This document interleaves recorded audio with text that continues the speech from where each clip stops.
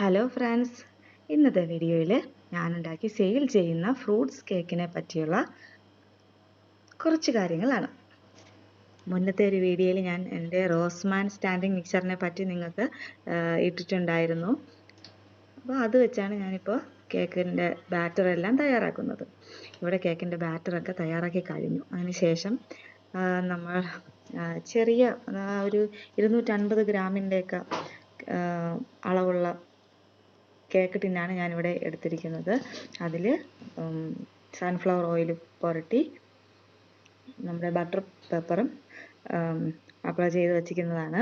അതിനുശേഷം fruits cake അല്ലേ, അപ്പോൾ അതിനാവശ്യമായിട്ടുള്ള ഫ്രൂട്ട്സ് എടുത്ത് വയ്ക്കാം. കുറച്ച് പ്ലം, കിസ്മിസും അതുപോലെ നമ്മുടെ ടൂട്ടി ഫ്രൂട്ടി, 3 കളറിലുള്ള ടൂട്ടി ഫ്രൂട്ടിയാണ് എടുക്കുന്നത്. അതിനുശേഷം ഈ കപ്പിൽ 250 ml കപ്പിലുള്ള ഈ കപ്പിലാണ് ഞാൻ അളന്നെടുക്കുന്നത്. അത് ഒരു കൈ കൊണ്ട് ഫോൺ പിടിക്കുന്നതുകൊണ്ടാണ് ക്ലിയർ ആയിട്ട് കാണിക്കാൻ പറ്റാത്തത്. അപ്പം ഈ കപ്പിലുള്ളത് ഫുള്ളും അതിൻ്റെ ബാക്കിലും സൈഡിലും ഒക്കെ ഉള്ള എല്ലാ ബാറ്ററും ഈ ടിന്നിലേക്ക് ഒഴിക്കും. അതിനുശേഷം നേരത്തെ നമ്മൾ എടുത്തു വച്ചിരിക്കുന്ന ഫ്രൂട്ട്സ് കുറേശ്ശെയല്ല, ഒരു അരക്കപ്പാണ് കേട്ടോ. ഈ അരക്കപ്പ് കപ്പിൽ നമ്മൾ എല്ലാ ടിന്നിലും അരക്കപ്പ് വീതം നമ്മൾ ഇടും. ഇതിൽ കുറച്ച് മാവ് മിക്സ് ചെയ്ത് വെച്ചിട്ടുണ്ട്.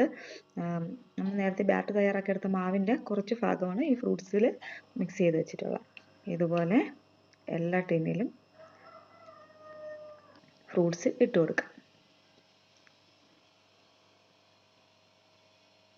അതിനുശേഷം നമുക്ക് മിക്സ് ചെയ്ത് കൊടുക്കാം. ഒന്ന് പതുക്കെ, നല്ല സ്ലോയിൽ മിക്സ് ചെയ്യാൻ പാടുള്ളൂ കേട്ടോ. സ്ലോയിൽ ജസ്റ്റ് ഒന്ന് എല്ലാം മിക്സ് ചെയ്ത് എന്നാൽ മാത്രമേ ആ ഫ്രൂട്ട്സ് എല്ലാ വശത്തും എത്തുള്ളൂ.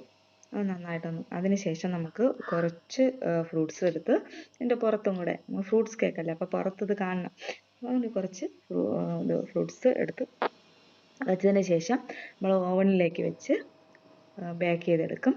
എടുത്തതിന് ശേഷം നമ്മൾ ഒരല്പം കഴിഞ്ഞതിന് ശേഷം അതിനൊന്ന് സൈഡൊന്ന് കത്തി കൊണ്ടൊന്ന് വരഞ്ഞ ശേഷം നമ്മൾ മാറ്റി തണുക്കാൻ വേണ്ടിയിട്ട് വയ്ക്കും. നല്ല തണുത്തതിന് ശേഷം മാത്രമേ നമ്മളിത് പാക്ക് ചെയ്യാൻ പാടുള്ളൂ. ഇല്ലെങ്കിൽ അത് ചൂടോടെ പാക്ക് ചെയ്ത് കഴിഞ്ഞാൽ ചീത്തയായി പോകും. നന്നായിട്ട് തണുത്തതിന് ശേഷം നമുക്കതിനെ പാക്ക് ചെയ്ത് കടയിലേക്ക് കൊണ്ടുപോയി കൊടുക്കാൻ പറ്റും. വീട്ടമ്മമാർക്കൊക്കെ നല്ലൊരു വരുമാന മാർഗ്ഗമാണ് കേട്ടോ. എല്ലാവരും ഒന്ന് ട്രൈ ചെയ്യാൻ ശ്രമിക്കണം. ഇഷ്ടമായ ചാനൽ ഒന്ന് സബ്സ്ക്രൈബ് ചെയ്യണേ.